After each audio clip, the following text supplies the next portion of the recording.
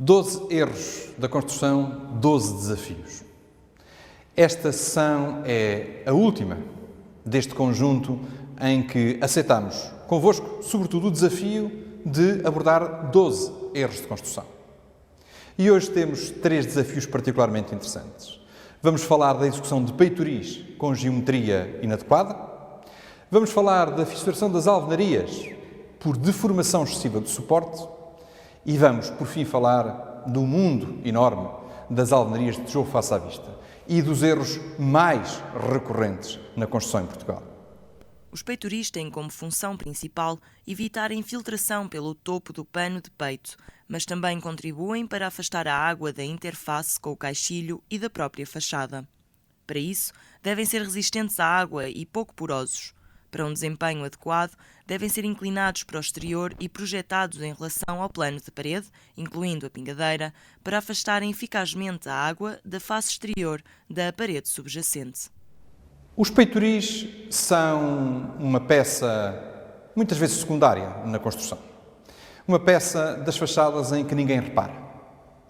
Mas os peitoris são determinantes no bom comportamento da parede. E porquê? Porque, como já referimos em sessões anteriores, as paredes de fachada são, em muito pequena percentagem, zona corrente.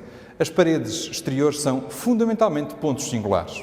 São um conjunto de ligações, são um conjunto de remates. E se pensarmos no vão, se pensarmos numa janela, num caixilho, ele tem todas as suas ligações à parede são particularmente delicadas.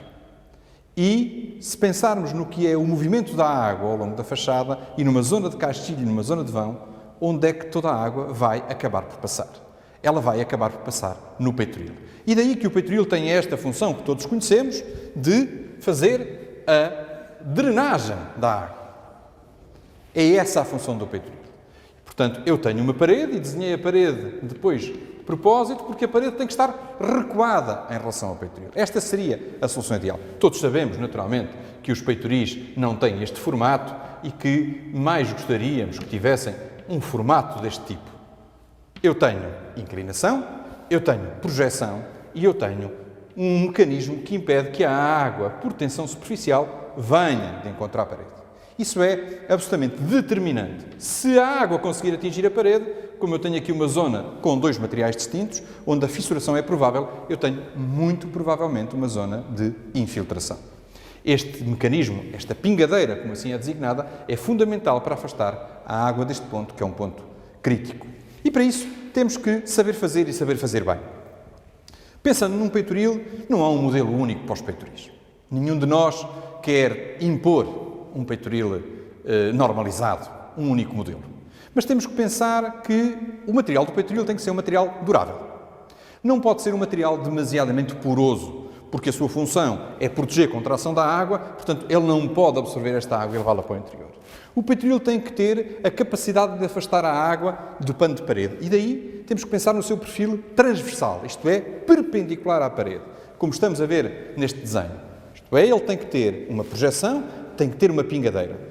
Pode haver muitas soluções. Não há um desenho único. Há peitoris metálicos, há peitoris de pedra, há as mais diversas soluções. O que eu tenho que garantir são estas 2 funções claras. Mas esqueço-me frequentemente que os peitoris também têm um desenho longitudinal. Isto é, os peitoris também vão encastrar nas ombreiras do vão. Sabemos, mas esquecemos frequentemente, que o peitoril deve entrar por baixo da ombreira. Ele não pode rematar diretamente à ombreira.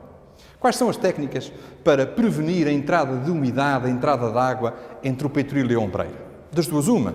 Ou vamos sobrelevar o peitoril. Em França e em outros países da Europa, durante muitos anos, foi obrigatório ter uma sobrelevação do peitoril. Ou vamos usar um mastique, mas o mastique é, como sabemos, um material que se vai degradar com o tempo, que obriga a uma manutenção a que nós não estamos habituados. E, portanto, eu diria que em Portugal não é uma solução a aplicar. Ou, no caso dos peitoris metálicos, podemos fazer um rebaixo na própria parede e fazer uma alheta. Por que não? Se nós tivermos a nossa parede, se nós tivermos o peitoril, este peitoril, se for metálico, se ele tiver um capeamento metálico, pode perfeitamente fazer um rebaixo dentro da parede e ter uma zona de proteção. O que eu estou, claramente, é a impedir, eu estou a destruir o caminho fácil da água para dentro da minha parede. Estas soluções de prolongamento do peitoril, de sobrelevação do peitoril e, eventualmente, desta alheta de proteção contra a ação da água são essenciais. É preciso projetar os peitoris. Mas, como vemos nas imagens que vamos comentar convosco, há soluções que, de facto, são inadmissíveis. E a primeira é uma solução em que nem peitoril existe. Isto é, o revestimento cerâmico da fachada é um revestimento cerâmico que vai dobrar na horizontal e fazer a função de peitoril. Estou a errar. Ele não vai fazer a função de peitoril. Ele vai tentar fazer a função de peitoril. Mas nós sabemos que um revestimento cerâmico é um revestimento de impermeabilização, não um revestimento estanque. Não pode cumprir esta função. Mas vamos ver mais uma imagem em que o peitoril é feito com uma pedra claramente porosa, claramente fina, com muito pouca resistência mecânica e em que o remate é claríssimo. Ele é à face da ombreira, ele não vai entrar por baixo da ombreira. Ou ainda outra imagem em que, embora de uma maneira tímida, o peitoril já entra um bocadinho por baixo da ombreira. Onde é que está a pingadeira? Acham que este remate, acham que esta saliência do peitoril, esta pingadeira, impede a água de chegar à parede? Podemos achar, a água não vai achar de certeza e vai passar calmamente. Mas também há um efeito estético. Os peitoris mais antigos em pedra tinham cortes que faziam a drenagem das águas de condensação. Cortes transversais. Atualmente, por questões económicas, e eventualmente por questões estéticas, mas eu diria sobretudo por questões económicas e tecnológicas, não temos os cortes de drenagem. Há geralmente tubos embebidos. O que é que acontece? Há um escorrimento superficial, tendencioso no peitoril. E eu vou ter uma escorrência localizada num dos cantos do peitoril, formando aquilo que na gíria se chamam bigodes. E eu tenho esta deterioração estética das paredes, com estas escorrências escuras, mas que não têm só um efeito estético. Se nesta zona eu tenho água a escorrer preferencialmente, se esta zona é uma zona de transição entre materiais, é uma zona de maior probabilidade de fissuração, é uma zona de maior probabilidade de degradação. Temos inúmeros casos de infiltrações, inúmeros casos de degradação da parede interior devidos às infiltrações localizadas no canto do peitoril. Peitoris com boa projeção, peitoris com boa pingadeira, mas em que não há este cuidado da proteção contra a drenagem transversal. E essa é uma situação absolutamente recorrente que é necessário prevenir. Claro que, e na imagem que estamos a ver, há situações quase caricatas, de tão dramáticas que são. Porque, no caso deste edifício, é quase mais visível esta mancha que a água provoca na parede do que a própria janela, do que o próprio ornamento, do que a própria guarda da janela. Este é um problema que pode ser corrigido, mas que exige projeto. Não pode ser a nossa intuição. Costumamos dizer que um peitoril horizontal é um peitoril inclinado para dentro. Porquê? Porque é impossível fazer um peitoril absolutamente horizontal. Há 50% de hipótese de ele ficar ligeiramente inclinado para fora, ligeiramente inclinado para dentro. E como o pior acontece sempre nestas situações, quando um peitoril horizontal, eu diria que ele é inclinado para dentro. É um problema que conhecemos, sabemos evitá-lo, vamos projetar bem os nossos peitoris. A deformação a longo prazo das lajes de apoio conduz à fissuração marcadamente horizontal das paredes, junto ao pavimento, em geral de abertura reduzida, mas atividade continuada e persistente. Nas consolas, o fenómeno atinge maiores proporções. A prevenção passa pela limitação da flecha das lajes, sobretudo da parcela diferida no tempo, pelo aumento da resistência mecânica das paredes, com a inclusão de armaduras e pela adoção de apoios resilientes. Muito se tem falado, muito se fala da fissuração das paredes. É, aliás, um tema fascinante que temos que ir revisitar em todas as suas componentes. Mas há um aspecto da fissuração das paredes que está muito relacionado com as paredes exteriores, que é a fissuração por deformação excessiva do suporte. Porquê é que é essa preocupação? Porque, como sabemos, as lajes, em geral de betão armado, são muito rígidas. Aliás, toda a construção é muito rígida. A nossa construção tradicional é muito rígida. Mas essa rigidez é só uma rigidez aparente. Um exercício difícil para engenheiros e arquitetos é imaginar toda a construção com as suas deformadas ampliadas, 1000, 2000 vezes. E se fizermos esse exercício, vamos ver que nem tudo deforma da mesma maneira. E as nossas lajes têm, tipicamente, uma deformação, uma flecha, na zona central, que está ainda por cima regulamentada. Os códigos dizem qual pode ser esta flecha. Mas os códigos estão, sobretudo, preocupados com a definição desta flecha em termos de resistência, de comportamento estrutural. Há muitos códigos que dizem que a flecha das lajes pode ser o vão a dividir por 400. Isso significa o quê? Significa que, se eu tiver uma laje com 4 metros de vão, imaginem que eu tenho esquematicamente uma laje com 4 metros de vão, esta laje vai-se poder deformar e, a meio, L sobre 400, eu posso ter 1 centímetro de flecha. Se do ponto de vista estrutural essa solução é aceitável, do ponto de vista da fissuração, do ponto de vista das paredes, ela não é aceitável. Porquê? Não há parede nenhuma da alvenaria que tenha capacidade para absorver sem fissurar uma deformação de 1 centímetro. Ou seja, esquecemos de ler as letras pequeninas que dizem, do ponto de vista estrutural, a deformação, a flecha pode ser 1 centímetro, desde que seja compatível com a parede que eu estou a suportar. E o que acontece em muitas das nossas situações, sobretudo nas consolas, é que a deformação, a flecha, até pode estar dentro dos limites regulamentares, mas ela é incompatível com a capacidade de deformação da parede. E, portanto, eu tenho que resolver este problema. E este problema é agravado porque as lajes têm uma deformação inicial, imediata, elástica, mas, com o tempo, sabemos que têm uma flecha diferida. Isto é, não é só no momento da descofragem que a nossa laje vai deformar, com o tempo ela vai deformar sempre um pouco mais. Portanto, eu tenho que garantir lajes mais rígidas e tenho que garantir paredes mais resistentes, introduzindo, por exemplo, armaduras de junta. E nos casos mais graves, nos casos em que estou a prever deformações ou incompatibilidades maiores, o que eu vou ter que introduzir são bandas resilientes que, ao apoiar a parede, sejam suficientemente elásticas para absorver elas próprias esse pequeno movimento da laje sem afetar a parede.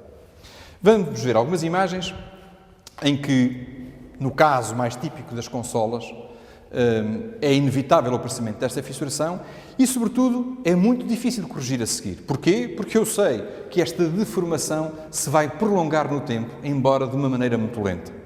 Eu vou ter claramente que encontrar uma solução de reabilitação flexível, uma solução que possa ocultar este movimento da parede, esta fissuração, mas que não vai poder impedir este movimento.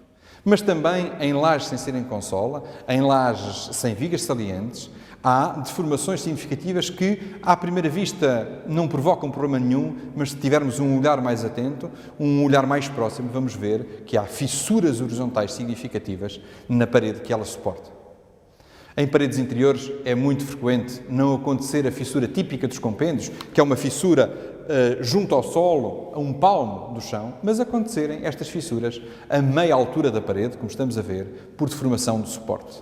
Fissuras pequenas em geral, mas que são reparadas uma vez, são reparadas 2 vezes e voltam a repetir-se. A fissuração das paredes por deformação excessiva do suporte não é imputável nem à parede, nem à laje. Eu posso construir boas paredes, eu posso construir boas lajes e calcular boas lajes. Eu tenho é que garantir a compatibilidade entre a deformação da laje e a deformabilidade da parede. E se não conseguir compatibilizar esses movimentos, eu tenho que criar interfaces que possam mitigar o seu efeito. Interfaces resilientes, eu posso dar uma maior resistência à parede com armaduras, eu tenho que estudar o problema no seu conjunto. Este é um problema recorrente.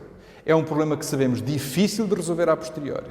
É um problema que exige projeto e que exige, sobretudo, um estudo claramente interdisciplinar na fase do projeto, na fase da concepção, em que os estruturalistas se unam aos homens da construção, aos arquitetos e pensem em conjunto as soluções. É um problema que temos que evitar. As anomalias mais frequentes em fachadas com tijolo face à vista são a fissuração, o esmagamento das juntas de dilatação, a ruptura de cunhais, a instabilidade, as infiltrações, as eflorescências e a degradação pelo gelo. As causas estão associadas a tijolos com elevada expansão irreversível, panos muito compridos, elevado teor de sais solúveis, apoio deficiente, excessiva esbelteza, ausência de reforço nos cunhais, tijolo poroso e inadequada geometria das juntas ou do seu preenchimento. Só o projeto detalhado pode conduzir a uma execução eficaz. Guardamos para o último defeito o tijolo face à vista. Não é muito simpático guardar o tijolo face à vista para falar de defeitos, porque as alvenarias de tijolo face à vista são particularmente interessantes e têm muitas potencialidades para a construção de paredes de fachada. Mas o que é certo é que têm tantas potencialidades quanto os possíveis defeitos se nós não soubermos conhecer os materiais, se nós não conhecermos a tecnologia, se nós não dominarmos o projeto. E em Portugal, claramente, estamos ainda numa fase muito inicial da aplicação desta tecnologia. E estamos a cair em alguns erros, em alguns defeitos, que provavelmente merecem um conjunto de conversas adicional que não estes breves minutos nesta sessão. Tentaremos, de algum modo, apesar de tudo, fazer a referência às 3 ou 4 situações que podemos, com facilidade, prevenir. Desde logo, escolhendo bem os materiais. Sabemos que o tijolo é um material com expansão irreversível significativa. Se não for um tijolo com uma cozedura adequada, com uma escolha adequada de materiais, e se esse problema que já identificámos noutras sessões é um problema com consequências graves, então, numa fachada de tijolo face à vista, há que escolher melhor o material. Há que ter a certeza que eu tenho um tijolo de qualidade, um tijolo certificado, um tijolo que não tem expansão irreversível. Essa é a primeira situação, claramente eliminar do conjunto dos nossos defeitos. Mas a segunda tem a ver com o problema da umidade. Há queixas recorrentes de que as paredes de tijolo face à vista têm problemas de infiltrações. E há um leque de soluções enorme que depois acaba por não funcionar, nomeadamente impermeabilizantes de superfície. E se olharmos com detalhe, vamos reparar que, na maior parte dos casos, o problema das paredes de tijolo face à vista está relacionado com a interface entre, eu tenho um tijolo com a interface, dizia, entre o tijolo e a junta de argamassa. Se eu fizer a minha junta de argamassa perfeitamente alinhada com o tijolo, são 2 materiais diferentes, eu tenho uma enorme probabilidade de que, com os movimentos diferenciais da temperatura, com os movimentos diferenciais da umidade, haja uma fissura nesta zona que me vai fazer infiltrações. É quase inevitável. Os materiais são diferentes, eles têm comportamentos diferentes. Se lêssemos o que tem escrito, se víssemos o que tem sido feito noutros países em que têm mais experiência nesta matéria, veríamos que as juntas não são alinhadas com a face exterior. As juntas são juntas recuadas. Eu faço uma junta recuada e a seguir faço um remate superficial da junta em meia cana, ou se quiserem uma outra solução, sem ser em meia cana, pode ser uma solução em bisel. Por que não uma solução em bisel? Evita que eu tenha zonas de infiltração preferenciais, eu tenho uma drenagem clara da água da junta e, sobretudo, eu posso usar uma argamassa de refrescamento, que é uma argamassa mais adequada, uma argamassa menos retrátil, uma argamassa com menos capacidade de fissuração. E, naturalmente, e como vamos ver nas imagens seguintes, vou ter, do ponto de vista estético, uma solução muito mais interessante. Um problema adicional é o problema dos sais, das eflorescências. Nós temos que usar tijolos face à vista sem sais solúveis, ou com muito poucos sais solúveis, para que, com a ação da água, e reparem, o tijolo face à vista está diretamente sujeito à ação da chuva, para que eu não tenha um umedecimento seguido de uma secagem com a extração destes sais solúveis, sem o aspecto das eflorescências, que é particularmente desagradável, sobretudo quando estamos a falar de tons mais escuros, porque estas paredes são naturalmente mais escuras. Mas também a ação do gelo. Nós estamos em Portugal num clima temperado e achamos que o gelo não tem qualquer efeito sobre as construções, mas tem. Quando nós vemos uma parede de tijolo face à vista que começa a perder o seu brilho, começa a ter uma escamação ligeira e baça, nós estamos perante um fenómeno de gelo. O tijolo umedece e depois, em período noturno com grande arrefecimento, os cristais de gelo, os cristais de água, vão cristalizar, vão solidificar na interface entre o tijolo e o exterior e aos poucos vão degradando esta superfície. É preciso escolher tijolo face à vista que tenha também essas características. Se olharmos para algumas imagens, naturalmente apenas para vos deixar a vontade e o interesse de verem a bibliografia que há sobre tijolo face à vista, para visitarem os projetos de sucesso de tijolo face à vista e para eventuais conversas posteriores nesta matéria, podemos ver, depois desta explicação, uma junta que claramente não aceitaríamos nas nossas obras, nos nossos projetos. Aqui a fissura é absolutamente evidente. Claro que estaria a mentir se dissesse que a fissura era uma fissura provocada só pela retração da argamassa. Aqui há, naturalmente, para a expressão da fissura, como veem, um movimento diferencial da parede que provocou esta ruptura. Ou numa parede muito comprida, onde claramente as juntas de dilatação são necessárias, e aqui existem, mas em relação às quais temos sempre que ter uma precaução especial, e onde as juntas, mais uma vez, não são juntas admissíveis para uma parede que pretende ter um aspecto digno, que pretende ser a cara de um edifício emblemático, como é o caso. Ou, nesta outra fotografia, em que também numa parede longa, onde há juntas de dilatação, as escorrências são imensas. As escorrências de calcário são absolutamente evidentes. Nem sequer se trata de eflorescências. Trata-se de um problema de drenagem. A parede vai receber água, ela não vai conseguir drenar essa água, não haverá provavelmente caixa de ar, não haverá provavelmente tubos de drenagem e o que temos são manchas brancas que se veem de todo lado e que nunca mais vamos conseguir eliminar.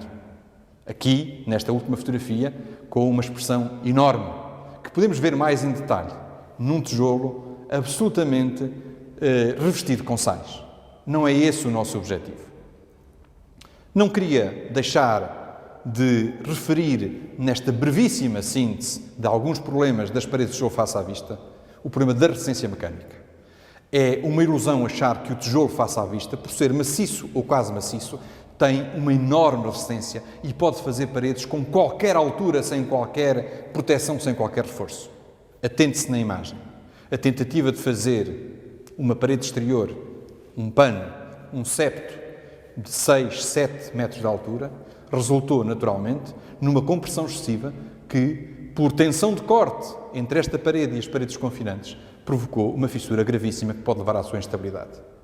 Eu tenho enormes paredes de tijolo face à vista, que só aparentemente são paredes contínuas, porque é absolutamente imprescindível que eu tenha apoios piso a piso e que eu use os mecanismos, que use os equipamentos, que use os acessórios que a indústria já tem para fixar estas paredes, para suportar cada pano de parede, para permitir que ele desempenhe, de uma maneira durável, este papel determinante que pode ter no aspecto das nossas cidades, na proteção das nossas habitações, dos nossos edifícios contra a ação da água, sobretudo na enorme durabilidade que nós esperamos destas paredes, na facilidade de manutenção. As paredes de tijolo face à vista são absolutamente prometedoras, mas para isso temos que aprender. São problemas que nós conhecemos bem. Estes problemas das eflorescências, estes problemas das infiltrações pelas juntas, estes problemas da fissuração por excesso de carga nas paredes. Porquê continuar a repetir estes problemas, a repetir estes defeitos? Vamos evitá-los, vamos investir fundamentalmente no projeto, naturalmente cuidando da execução. Nestas sessões abordámos 12 erros da construção. Mas abordámos fundamentalmente 12 desafios. E os desafios são, recordando de uma maneira muito rápida, conseguir fazer juntas de dilatação adequadas. Conseguir garantir o apoio eficiente das paredes de alvenaria quando estou a fazer a correção das pontes térmicas pelo exterior. Usar grampeamento adequado nas paredes duplas de maneira que elas possam ser, não uma soma de duas paredes, mas um componente conjunto, com mais qualidades, com mais capacidade de resposta de todos os pontos de vista. E para isso, também fazer adequadas caixas de ar, bem drenadas, com limpas e com capacidade para dar uma resposta quer térmica, quer uma resposta de proteção contra a umidade exterior, quer contra as umidades interiores, que atravessam a parede sob a forma de vapor de água e depois condensam na caixa de ar. Escolhendo também bons isolamentos térmicos e colocando estes isolamentos térmicos, quando é na caixa de ar, de maneira correta, encostados ao pano interior. Não esquecendo que as barreiras para vapor podem ser importantes, mas que estas barreiras para vapor nunca podem ser colocadas na face fria dos isolantes, na face exterior das paredes. E que muitas das pinturas que usamos, às vezes impermeáveis, sem querermos que elas tenham essa função, acabam por funcionar como estas barreiras para vapor. Se quiserem, num outro tempo, falamos também, e esse é um novo desafio, o de evitar que haja umidades ascensionais que vão degradar as nossas paredes. Usando também, com toda a nosso empenho, os rebocos tradicionais. Os rebocos em 3 camadas. Os rebocos que já provaram que eram capazes de resistir à fissuração, que eram capazes de afastar a umidade das nossas paredes. Os rebocos tradicionais com teor decrescente de ligante. Mas também o desafio de reabilitar a imagem dos revestimentos cerâmicos, de maneira a que não fissurem, sobretudo de maneira a que não descolem, não caiam, não sejam um perigo para quem circula junto dos nossos edifícios e mantenham a sua função estética, a sua função de proteção, com adequadas colagens, com adequadas juntas de assentamento, de esquartelamento e respeitando as juntas de dilatação. E, no episódio de hoje, nesta sessão, os desafios que ficaram de projetar os peitoris, de recordar quais são as funções dos peitoris, quer na preocupação do seu perfil transversal, do seu perfil longitudinal, mas também da escolha dos materiais. Não precisam de ser todos iguais, não precisam de ser normalizados, mas precisamos de pensar quais são as suas funções. Naturalmente que, se as lajes de suporte não forem pensadas de maneira compatível com as paredes, estamos à espera das inevitáveis fissuras por deformação de suporte, muito difíceis de corrigir. E o desafio é, mais uma vez, apostar no projeto para compatibilizar os materiais e as soluções. E, por fim, este último desafio, que é o de incentivar o projeto com as alvenarias de tijolo face à vista, mas livres dos seus principais defeitos, dos seus principais perigos. Livres de eflorescências, livres de fissuração por excesso de carga, livres de infiltrações por inadequação das juntas. São estes os nossos desafios que, convosco, certamente vamos vencer.